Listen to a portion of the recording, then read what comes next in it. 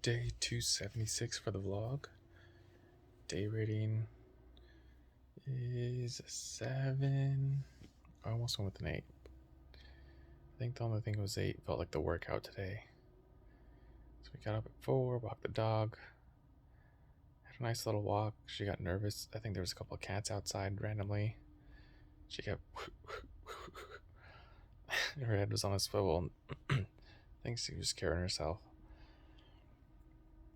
But the walk went fine. Came in, gave her a treat, got to track practice, did a light warm up, and then we did what we do 400 meter with a 90-second rest, 400 meter 90-second rest, 800 meter 90-second rest, 1200 meter 90-second rest. And well, after the 1200 is kind of straight to bleachers, and then like a 90-second rest, and then 1200, 800, 400, 400. The goal was to stay at 5K pace or faster.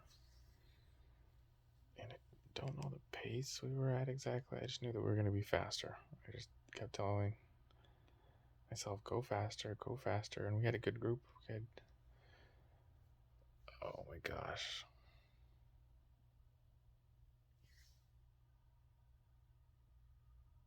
It's just, his name escaped me. Ross was there in our group. Brandon was in our group. Oh my gosh. It's like Frank, Chuck, something with like a K in the end. Kurt. I think it was, yeah, Kurt was there. I mean, him been chatting up, and he was the one a few weeks ago that says he's not really racing. He just likes to stay fit and run. And he invited me out to a Friday group that he's trying to get together. But they meet so early at 5, and I don't have time to get back and walk the dog and then get over there by 5. Anyways, we did the workout, bleachers, everything's at 5K pace or faster. And we started, so it's kind of weird. I only have the mile splits. I didn't get the exact actual split for each 4, 8, or 12. But we started out at 5:55 pace, then went to 5:41, and then 5:35. And the whole workout is 1, 2, 3.5 miles worth of work. And so we got a little bit into that 3.5, well, 3.5 miles. And so the 4th mile was 6:51, so that's half mile at 5K 400 pace, 5K pace while running a 400. And then we did 2-lap cool down. And then we did another just shy of half mile cool down. It was like a half mile. That was, so it was 8:31 pace, so got a little bit slower, but obviously it was cool down, supposed to relax, just flush the legs out.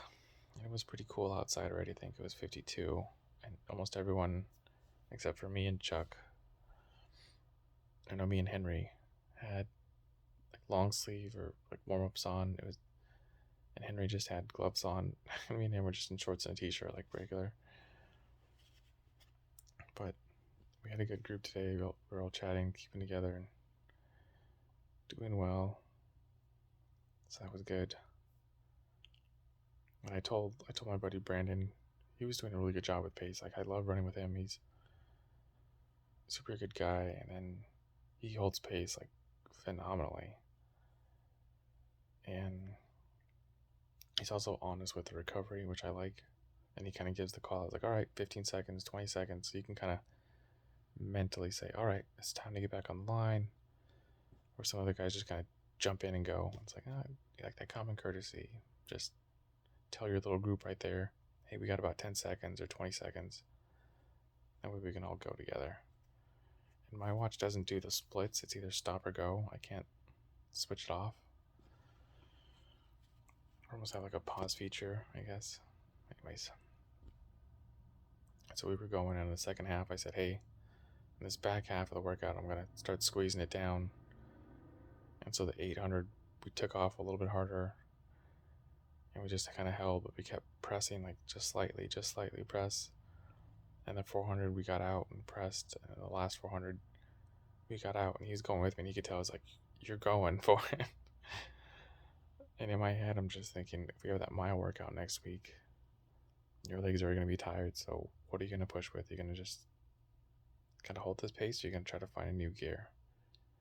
If you're trying to run that time, you got to, unless your splits are exactly on, which is extremely hard to do, I think you got to keep going for it, keep pressing every lap. So we'll see what happens. The other cool thing is our coach Tim said, Dave, I'm expecting you to win that beer mile next week. And I was like, what? And he just announced that he's doing a beer mile for fundraising, a little charity that he's going to help pick up some food for the holidays for people. He said, just bring a bag of food and then your own kind of alcohol or soda. And we're going to do a beer mile. So the beer mile is you start and the time starts, but then you chug the drink. And it's like a can of soda or a can of beer. Then you run a lap. When you finish a lap, you have to chug another can, do a lap, chug another can, do a lap, chug another can, do a lap. So 4 chugs, 4 laps. That's why they call it the beer mile. And he said, oh, you can do it with soda. I was like, and he had told me, he's like, Dave, I'm expecting you to win it. I was like, oh, geez, well, I don't drink, so I think I'm already out. And he's like, you can do it with soda. You're fine. Just show up. So we'll see. We're also doing the workout Wednesday morning for the mile. I don't know how the legs are going to feel afterwards. 2 days later to run that fast again.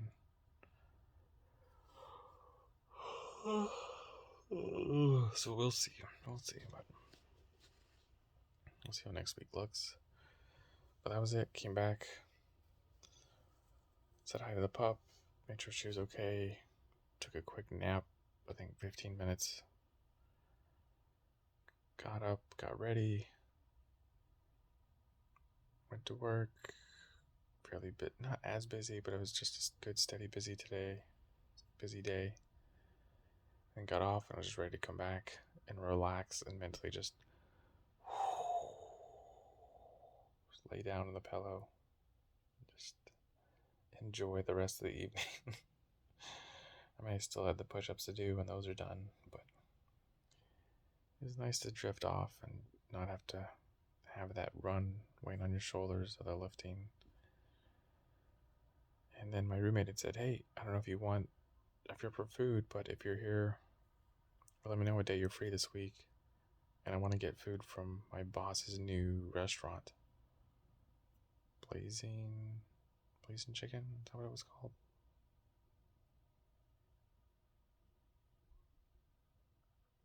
No, that's not the full thing. I can't remember, but they're doing like a soft opening right now. So they're still working out the kinks, I think, training everyone.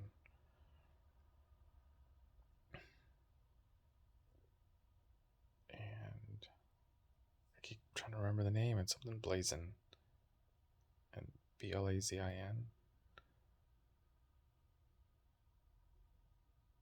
I can't get it out, so look it up. But they had a small menu of chicken items. It was like chicken strips, chicken sandwich, chicken over better fries. I think they're going to try to experiment a little bit more with chicken and food options. But then she came back and said, so how bad would you feel if we don't get it? I was like, it's up to you. She's like, well, the thing is that it's downtown Tempe and it stresses me out with the one-way streets and there's construction and I just don't want to deal with it.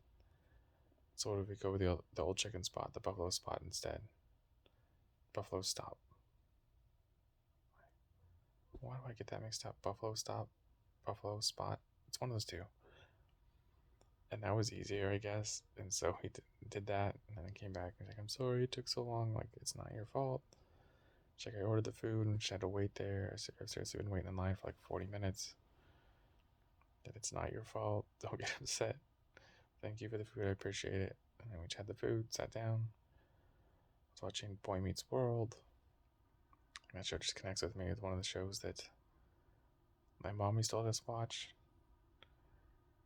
Family friendly, and one of the only shows we just watch while sitting at the dinner table too. So I like the values in it, like the Mr. Feeney.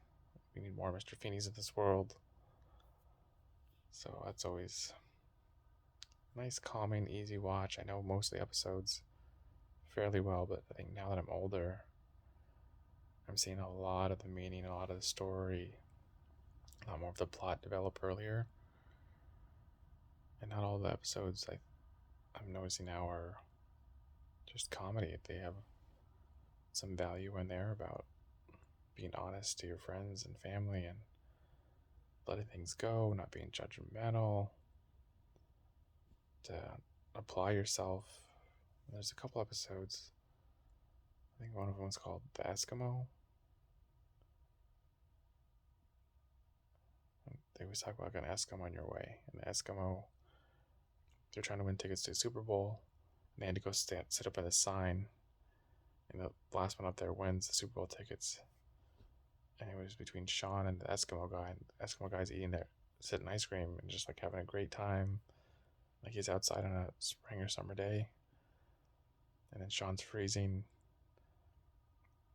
And said, no matter what I do, there's always going to be an Eskimo in my life. An Eskimo stopping me from getting my goals, dreams. And then how things unfold. They think that the teacher's testing on Mr. Feeney. And he finds out, it's like, no, it is a test, but you need to get out of your own way. That's what it came down to. And there was a cool sign. He said, hey, Mr. Feeney, I made it. And then Mr. Feeney's one that points out, I was like, oh, look over there. Like what? Like the team? The mascot's like, no, the boy with a sign. And so he found a way to do it, which I think, to this day, it's probably one of my favorite episodes of any TV show. I always remember that one. It really sticks in my head that just get out of your own way. Keep trying, keep trying, keep trying, keep trying. And you only fail when you quit. And that's it. That's the lesson. And that's the end of the day. The reading's done. Push-ups are done. The rest day is done. Time to actually go to sleep. So with that, run your life with health and happiness, and have a good night.